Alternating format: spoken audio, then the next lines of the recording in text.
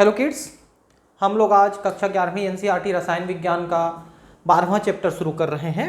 कार्बनिक रसायन, कुछ आधारभूत सिद्धांत तथा तकनीकें। इसमें हम लोग कार्बन के जो कार्बनिक पदार्थ होते हैं उनके बारे में अध्ययन करेंगे, जिसमें एल्केन, एल्कीन, एल्काइन है। उनके नामकरण के बारे में, उनको बनाने के बारे में हम कुछ इनमें अध्ययन करेंगे। तो इसलिए हमने इसको कहा कुछ आधारभूत सिद्धांत एवं तकनीकें। तो देखिए, कार्बन जो है उसकी एक बहुत अच्छी विशेषता है कि वो श्रृंखलन करता है। श्रृंखलन करने का मतलब है कार्बन अन्य कार्बन परमाणुओं के साथ जुड़ करके एक लंबी श्रृंखला बनाता है, जिसको हम श्रृंखलन कहते हैं। इसके अतिरिक्त कार्बन जो है हाइड्रोजन, ऑक्सीजन, नाइट्रोजन इनके साथ भी जुड़ करके सहसंयोजक बंध बनाता है। तो ऐसे पदार्थों को जिसमें कार्बन इन सभी परमाणुओं के साथ जुड़कर कोई कंपाउंड, कोई यौगिक बनाता है, उन्हें हम कार्बनिक पदार्थ या कार्बनिक यौगिक कहते हैं। तो हम इस चैप्टर में इन्हीं कार्बनिक यौगिकों के बारे में अध्ययन करेंगे। पिछले एकक में आपने सीखा कि कार्बन का एक अद्वितीय गुण होता है जिसे हम श्रृंखलन या कैटेनेशन कहते हैं। इस कारण यह अन्य कार्बन परमाणुओं के साथ सहसंयोजक आबंध बनाता है। कार्बन में जो बाह्यतम कक्ष है उसमें 4 इलेक्ट्रॉन होते हैं। ये 4 अन्य इलेक्ट्रॉनों के साथ साझा करके सहसंयोजक बंध बना सकता है। तो कार्बन अन्य कार्बनों के साथ इस तरह से सहसंयोजक बंध बना सकता है और दूसरे परमाणु ऑक्सीजन, नाइट्रोजन, हाइड्रोजन इनके साथ भी बना सकता है।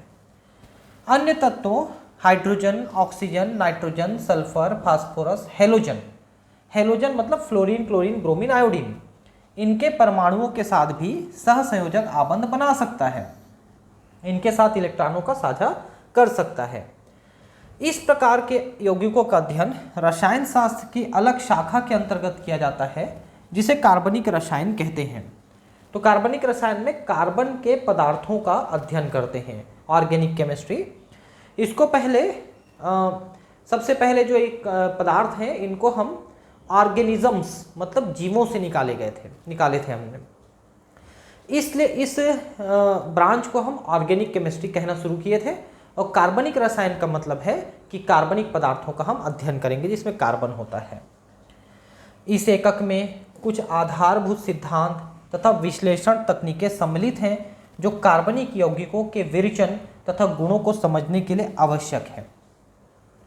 विरचन का मतलब होता है बनना, कि कैसे हम उनको बनाएंगे, तथा गुणों को, जैसे भौतिक गुण है, रासायनिक गुण है, उनको भी हम इसमें समझेंगे। सामान्य प्रस्तावना: पृथ्वी पर जीवन को बनाए रखने के लिए कार्बनिक यौगिक अनिवार्य हैं।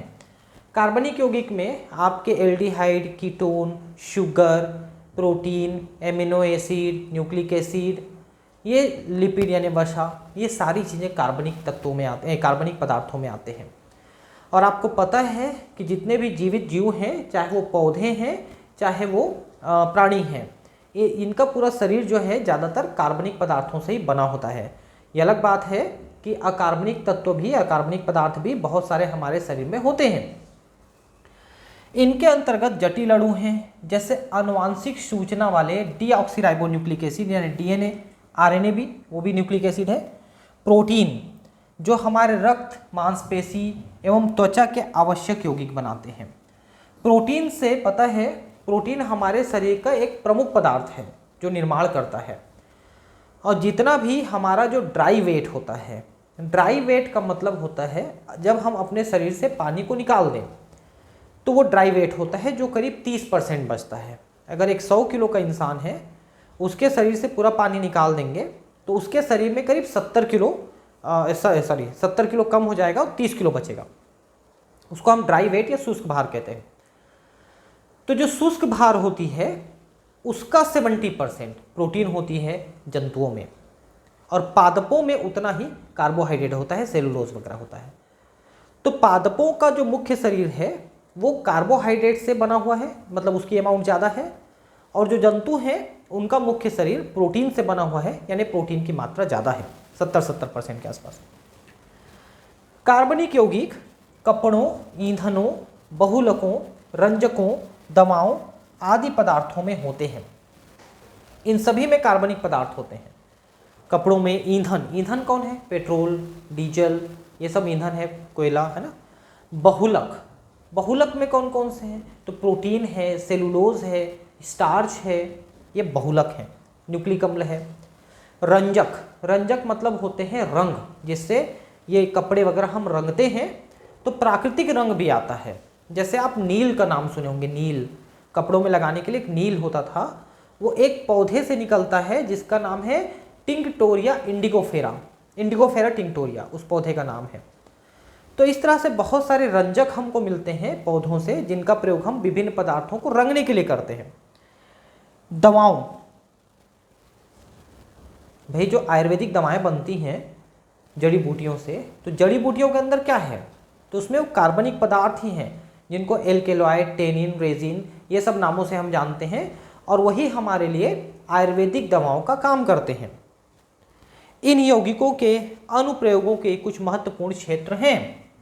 ठीक है, अब देखिए, कार्बनिक रसायन आज से करीब 200-250 वर्ष पुराना ब्रांच है। शुरू में जो कार्बनिक पदार्थ मिले थे वो सिर्फ जीवित जीवों से मिले थे। जैसे मान लो ग्लूकोज मिले, या कार्बोहाइड्रेट मिले, प्रोटीन मिले, न्यूक्लिक एसिड मिले, ये कार्बनिक पदार्थ जो शुरू में मिले। तो चूंकि शुरू के सारे कार्बनिक पदार्थ जीवित जीव से मिलते थे, इसलिए वैज्ञानिकों के बीच में मत था, या लोगों के बीच में विचार था कि शायद कार्बनिक पदार्थ केवल जीवित जीवों से ही मिल सकते हैं। और जीवित जीवों में इन्होंने बार्जीलियस ने यहाँ पर एक थ्योरी दिया था, जिसको हमने जैव शक्ति थ्योरी कहा। बताता हूँ अभी। कार्बनिक रसायन का विज्ञान लगभग 200 वर्ष पुराना है। सन 1780 में रसायनज्ञों ने पादपों तथा जंतुओं से प्राप्त कार्बनिक यौगिकों एवं खनिज स्रोतों से विरचित अकार्बनिक यौगिकों के बीच विभेदन करना आरंभ कर दिया था। तो कार्बनिक और अकार्बनिक पदार्थों के बीच 1780 के बाद ज़्यादा डिफ्रेंशिएशन शुरू हुआ, मतलब बहुत लेटेस्ट ब्रांच है ये। विरचन का मतलब मैंने बताया है कि बनना।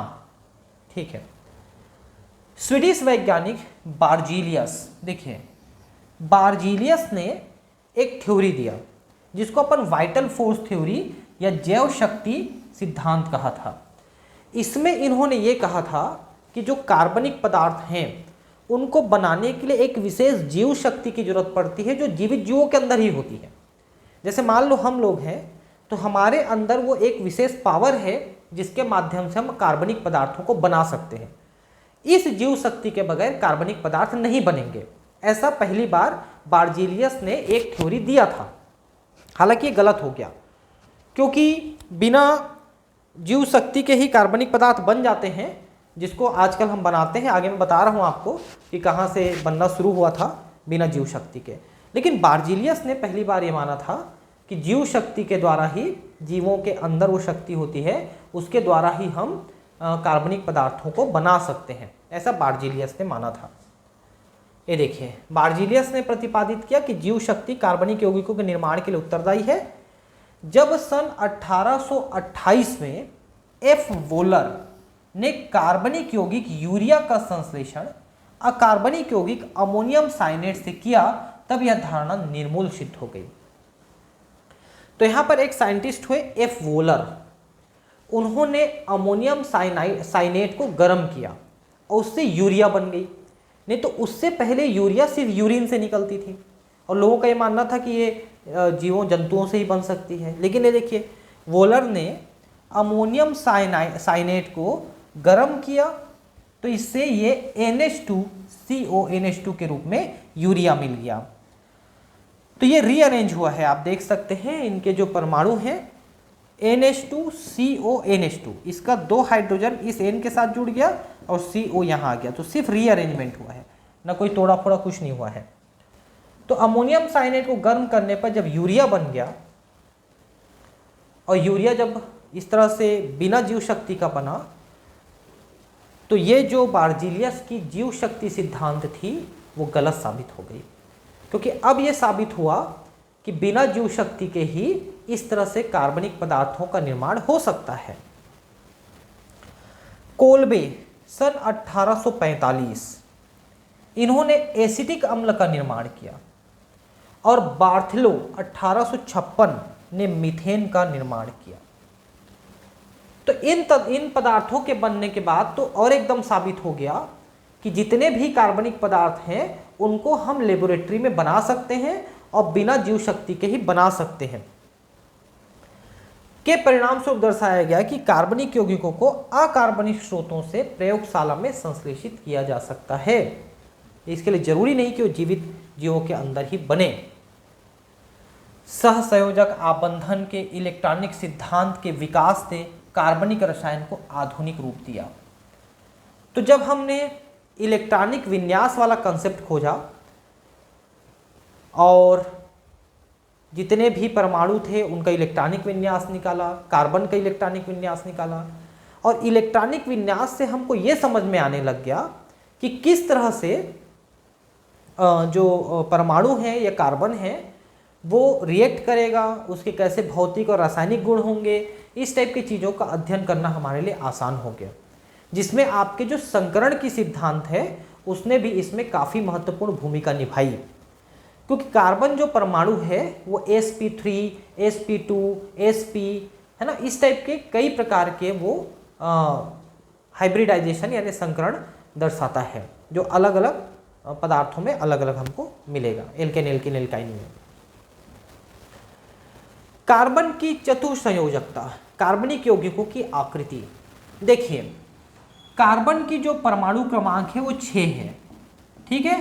तो 2 और 4, तो आप देख सकते हैं कि इसके बाह्यतम कक्ष में 4 इलेक्ट्रॉन हैं, ठीक है। अगर आप इलेक्ट्रॉनिक विन्यास लिखेंगे तो 1s², 2s², 2p2 है, देखिए, ठीक है।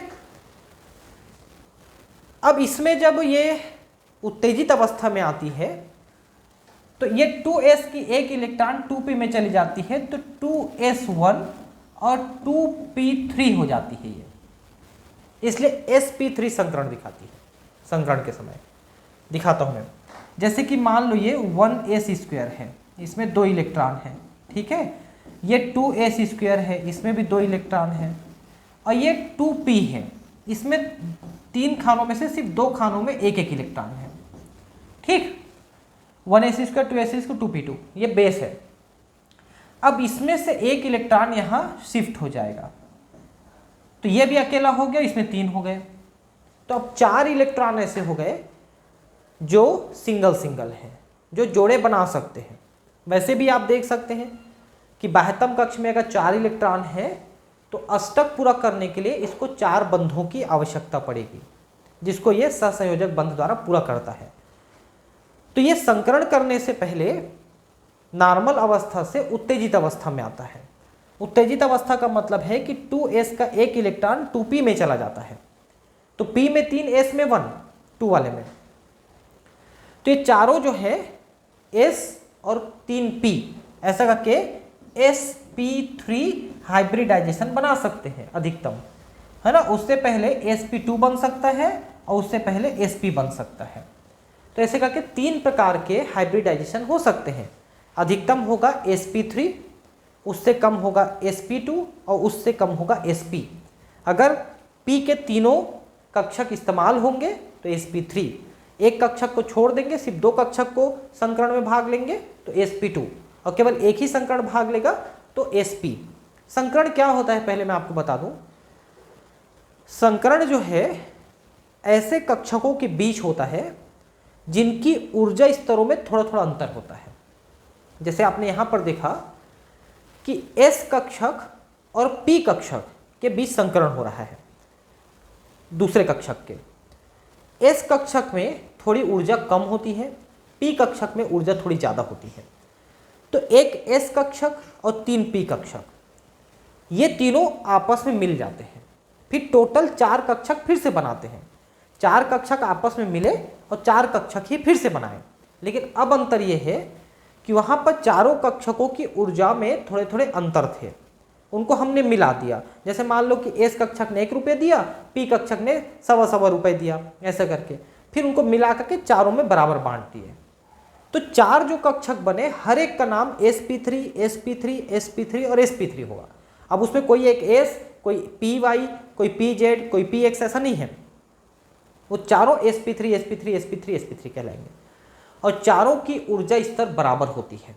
नहीं तो पहले S कक्षक की कम थी, P कक्षकों की ज़्यादा थी, लेकिन अब चारों की ऊर्जा स्तर समान है। इसको हम संकरण कहते हैं। इसका फायदा ये होता है कि जितने भी संकरित कक्षक हैं, जब वो किसी के साथ बंध बनाते हैं, सहसंयोजक बंध बनाते हैं, तो उनकी ऊर्जा स्तर समान होती है, तो वो बराबर बटे होते हैं स्पेस में। उनकी जो दूरी है और उनका जो एंगल है वो बराबर दूरी में रहता है, तो उससे एक निश्चित आकृति की कोई आकृति बनती है, मतलब निश्चित शेप में बनती हो, जैसे चतुष्फलक बन जाएगी या षटफलक बन जाएगी, है ना, इस टाइप, या त्रिभुज बन जाएगी। और उनकी स्टेबिलिटी ज़्यादा होती है, मतलब उनके सहसंयोजक बंध बनाने के बाद जो पदार्थ बनता है उसकी स्टेबिलिटी ज़्यादा होती है, उसकी स्थायित्व ज़्यादा होती है, जल्दी से ब्रेक नहीं होते। इसके लिए संकरण की जाती है। तो कार्बन परमाणु जो है वो sp3, sp2 और sp, ये 3 संकरण करता है जनरली। ठीक है। कार्बनिक यौगिकों की आकृति। कार्बन में चूंकि 4 बंध बनाने की क्षमता है, तो इसके चतुष्फलक आकृति बनाने की सबसे ज़्यादा संभावना होती है। जितने भी इसके पदार्थ बनते हैं उनमें ज़्यादातर में चतुष्फलक संरचना होती है, अगर वो sp3 संकरण में है तो। ठीक है। आणविक संरचना की मौलिक अवधारणाओं का ज्ञान कार्बनिक यौगिकों के गुणों को समझने और उनकी प्राकृति करने में सहायक होती है। ठीक है। तो आणविक संरचनाएं कैसे बनती हैं, उनके क्या क्या सिद्धांत हैं, और मतलब वहां पर कौन कौन से बंध बनेंगे, अगर इनको हम समझ लेंगे तो उनके बारे में ज़्यादातर चीज़ें हमको ऐसे ही समझ में आ जाएगी। संयोजकता सिद्धांत एवं आणविक संरचना को आप एकक 4 में समझ चुके हैं। उसमें हमने आणविक आबंधन की एक चैप्टर पढ़ी है, उसमें हम सहसंयोजक बंध, आयनिक बंध और उप सहसंयोजक बंध, इनके बारे में थोड़े से हम पढ़े हैं। आप यह भी जानते हैं कि कार्बन की चतुसंयोजकता तथा इसके द्वारा सहसंयोजक आबंधन निर्माण को इलेक्ट्रॉनिक विन्यास तथा S और P कक्षकों के संकरण के आधार पर समझाया जा सकता है। तो अभी मैंने आपको इसकी चतुसंयोजकता और इसकी संकरण कैसे होती है इसके बारे में बताया है, उसको आप समझ चुके होंगे। आपको याद होगा कि मीथेन, एथीन और इथाइन के समान अणुओं की आकृतियों को कार्बन परमाणुओं द्वारा निर्मित क्रमशः sp3, sp2 और sp संकरण कक्षकों की सहायता से स्पष्ट किया जा सकता है ना। तो जितने भी एल्केन हैं जिसमें कार्बन कार्बन के मध्य सिर्फ एकल बंध होता है, मीथेन में तो एक ही कार्बन है, लेकिन मीथेन, इथेन, ब्यूटेन, प्रोपेन ऐसा जो रहता है, तो कार्बन कार्बन के बीच में सिंगल बंध है। तो इसमें जो कार्बन होते हैं वो sp3 संकरण में होते हैं।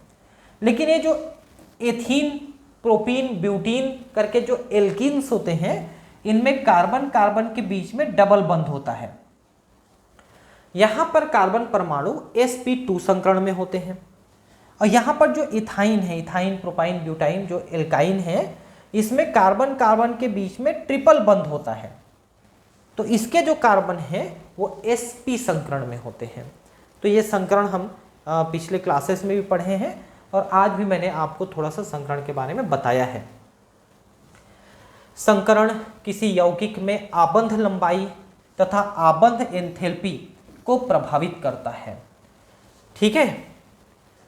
अब देखिए कि संकरण के बाद जो बंध बनेंगे, उस बंध की लंबाई जितनी कम रहेगी, उनकी आबंधन क्षमता उतनी ज़्यादा रहेगी, उसमें ऊर्जा उतनी ज़्यादा निकल चुकी है, तो वो बंध ज़्यादा ताकतवर रहेगी। और जिसकी बंध लंबाई ज़्यादा रहेगी उससे ऊर्जा कम निकले रहती है, इसलिए उस बंध की सामर्थ्यता कम रहती है, वो कम स्थायी बंध होती है। sp संकरण कक्षकों में S गुण अधिक है, इसमें 50% S है और 50% P है। जैसे sp2 कह दोगे तो इसमें 33% S है और 66% P है, और वैसे ही आप sp3 कह देते हो तो S केवल 25% और 75% P है। तो sp संकरण में क्योंकि 50-50% पार्ट है, s गुण अधिक है, इसके कारण से बंध की लंबाई कम हो जाएगी और नाभिक के समीप होती है। अतः sp संकरित कक्षक द्वारा निर्मित आबंध sp2 या sp3 संकरित कक्षक द्वारा निर्मित आबंध की अपेक्षा अधिक निकट और अधिक सामर्थ्यवान होता है, इसलिए ये बंध ज्यादा पावरफुल होता है। sp2 संकरित कक्षक sp तथा sp3 संकरित कक्षकों के मध्यवर्ती होता है। मैंने पहले ही बताया कि बढ़ता जाएगा, ठीक है, और sp3 में सबसे लंबी बंध बनेगी। अतः sp2 से बनने वाले आबंध की लंबाई एवं एंथैल्पी दोनों के बीच में होती है। संकरण का परिवर्तन कार्बन की विद्युत ऋणात्मकता को प्रभावित करता है, ठीक है। विद्युत ऋणात्मकता का मतलब होता है जब कोई सहसंयोजक बंध बनाता है तो जो साझे के इलेक्ट्रॉन होते हैं उसको बीच में रहती है, उसको अपने तरफ खींचने की जो क्षमता है वो विद्युत ऋणता कहलाती है, ठीक है। तो कौन सा संकरण है उसके आधार पर भी कार्बन की विद्युत ऋणता में थोड़ी अंतर आ जाती है। कार्बन पर स्थित संकरित कक्षक की s प्रकृति बढ़ने पर उसकी विद्युत ऋणात्मकता में वृद्धि हो जाती है, क्योंकि बंध लंबाई छोटी हो जाती है ना, तो कार्बन उसको अपने तरफ ज्यादा आकर्षित कर सकता है सहसंयोजक बंध के इलेक्ट्रॉनों को, इसलिए वहां पर विद्युत ऋणात्मकता बढ़ जाती है। अतः sp संकरित कक्षक जिसमें s प्रकृति 50% है, sp2 33% और sp 25% संकरित कक्षकों की अपेक्षा अधिक विद्युत ऋणात्मक होती है, ठीक है। sp संकरित कक्षक में कार्बन ज्यादा विद्युत ऋणी होते हैं और sp2 में उससे कम, sp3 में उससे कम। संकरित कक्षकों की अपेक्षित विद्युत ऋणात्मकता का प्रभाव कार्बनिक यौगिकों के भौतिक और रासायनिक गुणों पर भी पड़ता है, जिनका वर्णन हम आगे करेंगे। अब है पाई आबंधों के कुछ अभिलक्षण। देखिए, पाई आबंध और सिग्मा आबंध क्या है, इसको आपको समझना पड़ेगा पहले। देखिए, जैसे हमने कार्बन के लिए भी बनाया था कि इसमें हम 1s², ठीक है, उसके बाद 2s² में से एक इलेक्ट्रॉन को हमने p कक्षक में भेज दिया, ठीक है। p में 3 कक्षक हैं, तीनों में हमने एक एक इलेक्ट्रॉन रख दिया। अब देखिए, जब इसका संकरण होगा तो मान लो कि sp3 संकरण होगा, तो ये s और ये तीनों p संकरित हो जाएंगे, तो 4 कक्षक बनेंगे संकरित कक्षक। लेकिन अगर यही sp2 संकरण होगा तो सिर्फ 2 ही इसमें संकरण में भाग लेंगे और एक p कक्षक खाली रह गया, मतलब बिना संकरित रह गया। और वैसे ही अगर sp संकरण होगा तो p का केवल एक ही कक्षक संकरण में भाग लेगा और 2 कक्षक असंकरित रह जाएंगे। तो sp3 में तीनों p कक्षक, sp2 में 2 p कक्षक भाग लेते हैं, एक खाली रह जाता है, और sp में एक ही भाग लेता है, 2 खाली रह जाते हैं बिना संकरण के, ठीक।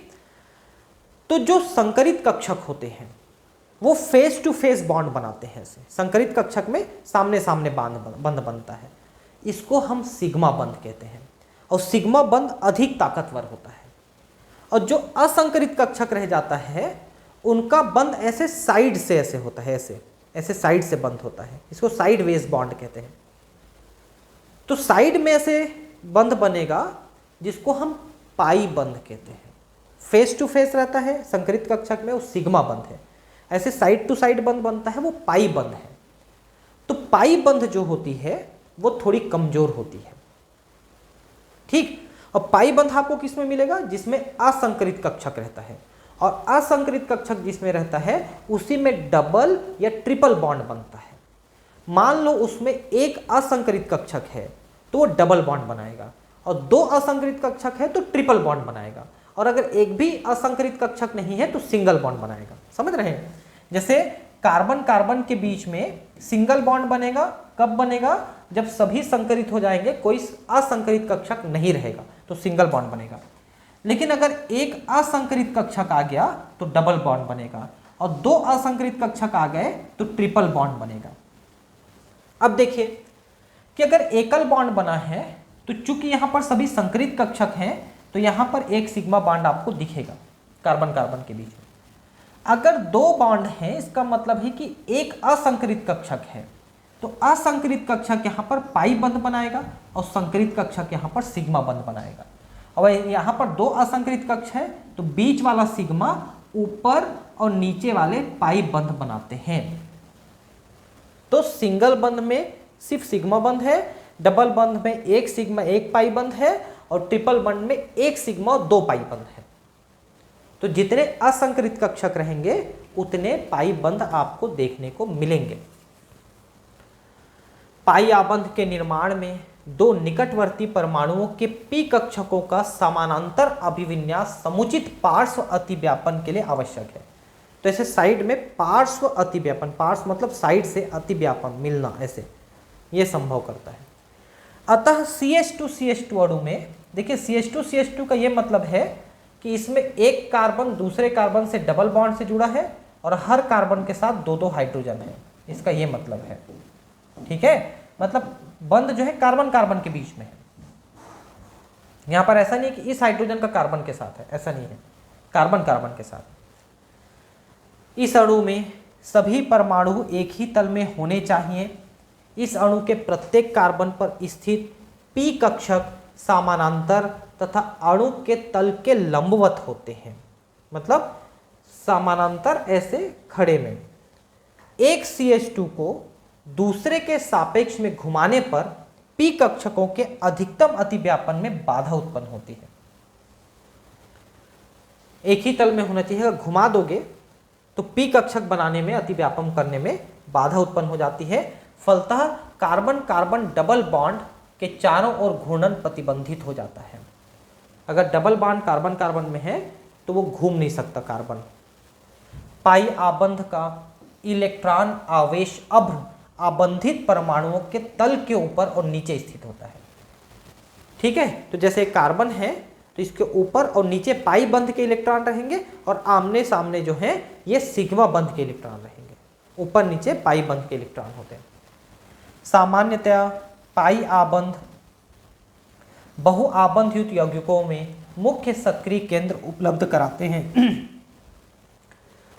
तो पाई आबंध होता है डबल और ट्रिपल बॉन्ड वाले में, और जहां पर डबल और ट्रिपल बॉन्ड होते हैं वो दूसरे परमाणुओं से भी क्रिया करने में सक्षम होते हैं ताकि वो सिंगल बंध बना सके। जैसे एक्स्ट्रा हाइड्रोजन लेके वो सिंगल बंध बनाना चाहेंगे तो सक्रिय स्थल उपलब्ध करा रहे हैं।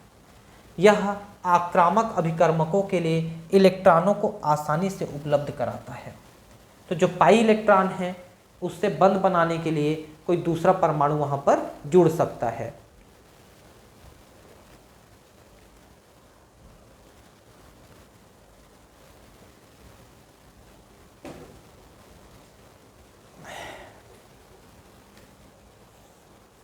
निम्नलिखित अणुओं में प्रत्येक में कितने सिग्मा तथा पाई आबंध हैं? तो जहां पर सिंगल बंध है वो सिग्मा है, जहां पर डबल है वहां पर एक सिग्मा एक पाई है, और जहां पर ट्रिपल है वहां पर एक सिग्मा दो पाई है। गिन लेते हैं चलिए। तो ये सिग्मा है, यहाँ पर एक सिग्मा और एक दो पाई है, ये सिग्मा है, ये सिग्मा है, ये सिग्मा एक पाई है ना। अब देखिए ये हाइड्रोजन कार्बन के साथ ऐसे जुड़ा है ना, तो यहाँ पर एक सिग्मा है, फिर ये एक सिग्मा है, फिर इस कार्बन के साथ तीन हाइड्रोजन जुड़े हैं ऐसे, तो हर एक में एक सिग्मा सिग्मा है, इसका ये मतलब है। तो सिग्मा कितने हुए? 1 2 3 4 5 6 7 8 9 और 10 सिग्मा है। और पाई बंध कितने हैं? 1 2 3 पाई बंध है, 10 सिग्मा और 3 पाई बंध हैं। ठीक, ये देखिए यहाँ पर कितने कितने हैं गिन लीजिए। ये देखिए सिग्मा यहाँ पर 4 है और यहाँ पर 6 है, तो 6 4 10 हो गए, और पाई मैंने बताया कि यहाँ पर 2 है, यहाँ पर 2 है, तो हो गए 4। ठीक है, अब यहाँ पर भी आप गिन सकते हैं। ये कार्बन में हाइड्रोजन है तो ये सिग्मा हो गया, ये सिग्मा हो गया, ये सिग्मा, ये पाई, ये सिग्मा, ये पाई, एक हाइड्रोजन जुड़ा है तो सिग्मा हो गया, 3 हाइड्रोजन जुड़े हैं तो 3 सिग्मा हो गए। ठीक है, तो सिग्मा कितने हो गए? 1 2 3 4 5 6 7 8 सिग्मा हो गए। और एक 2 पाई बंध हो गए। 8 सिग्मा 9 हो रहा है क्या, देखते हैं। 2 हाइड्रोजन है, तो 1 और 1 2 और 1 3, 1 4, 1 5, 1 6 और 3 9 सिग्मा है। ठीक है, 9 सिग्मा है और 2 पाई बंध है। ठीक है, तो जहां पर सिंगल बंध है वहां पर 1 सिग्मा, डबल बंध में 1 सिग्मा 1 पाई, ट्रिपल बंध में 1 सिग्मा 2 पाई। इसको थोड़ा सा ध्यान रखेंगे आप। निम्नलिखित यौगिकों में प्रत्येक कार्बन की संकरण अवस्था क्या है। देखिए, जहां पर कार्बन सिंगल बंध से जुड़ा है वहां पर sp3 संकरण है, जहां पर डबल बंध से जुड़ा है वहां पर sp2 संकरण है, जहां पर वो ट्रिपल बंध से जुड़ा है वहां पर sp संकरण है। यहां पर देखिए CH3Cl, यहां पर कार्बन के साथ 3 हाइड्रोजन और 1 क्लोरीन जुड़ा है, यही मतलब है ना। तो कार्बन सभी तरफ सिंगल बंध से जुड़ा है, तो इस कार्बन में है sp3 संकरण। ठीक, यहां पर भी कार्बन में डबल बंध दिख नहीं रहा है, इसलिए sp3 हाँ, लेकिन ये कार्बन के ऑक्सीजन के साथ डबल बॉन्ड में रहता है ना, कार्बन ऑक्सीजन के बीच में डबल बॉन्ड, तो ये कार्बन sp2 है। और ये कार्बन नाइट्रोजन के साथ ट्रिपल बंध में रहता है, तो इस कार्बन में sp संकरण है ना। इस कार्बन में आप देखिए sp2 संकरण, ठीक है ना। और इस कार्बन में तो sp संकरण है, इस कार्बन में sp2 है, इस कार्बन में sp2 है, इस कार्बन में sp है। क्यों? क्योंकि यहां पर इन दोनों कार्बन में डबल बॉन्ड है, तो दोनों में sp2 है, और ये कार्बन 3 बंध के द्वारा नाइट्रोजन से जुड़ा है। ध्यान रखेंगे कि ऑक्सीजन के साथ डबल बंध रहता है और नाइट्रोजन के साथ ट्रिपल बंध रहता है, हमेशा ध्यान रखेंगे। और मैंने कहा कि जहां पर कार्बन में सिंगल है वहां पर sp3, डबल बॉन्ड है sp2 और ट्रिपल बॉन्ड है तो sp संकरण होगी। यह संकरण वहां पर फिक्स होती है कार्बन में। निम्नलिखित यौगिकों में कार्बन की संकरण अवस्था एवं अणुओं की आकृतियां क्या होगी। चलो, तो कार्बन में डबल बॉन्ड है तो sp2 संकरण है, यहां पर sp3 संकरण है क्योंकि सभी ट्रिपल बॉन्ड सिंगल बॉन्ड में जुड़े हैं तो sp3 है, और ये sp संकरण है। तो संकरण तो आपको समझ में आ गया, ठीक है। अब इसकी संरचना भी जानिए कि जहां पर sp2 संकरण होता है वो त्रिकोणीय समतल होती है, त्रिकोणीय समतल, ठीक। और ये sp3 है तो चतुष्फल की होगी, ये देखिए चतुष्फल की sp3। और sp संकरण जो है वो रेखीय होती है, ये sp है यहां पर sp, ठीक है। sp संकरण रेखीय होती है। तो संकरण में आप समझ लीजिए कि क्या क्या जो है इसकी आकृतियां होती हैं। sp2 की त्रिकोणीय समतल होती है, sp3 की तो चतुष्फल की होती है, और sp की ये sp है, ठीक है, sp की रेखीय होती है क्योंकि यहां पर sp संकरण है, ट्रिपल बॉन्ड है, sp संकरण है, ठीक है। अब ये बाकी चीजें हम नेक्स्ट क्लास में पढ़ेंगे। Thank you.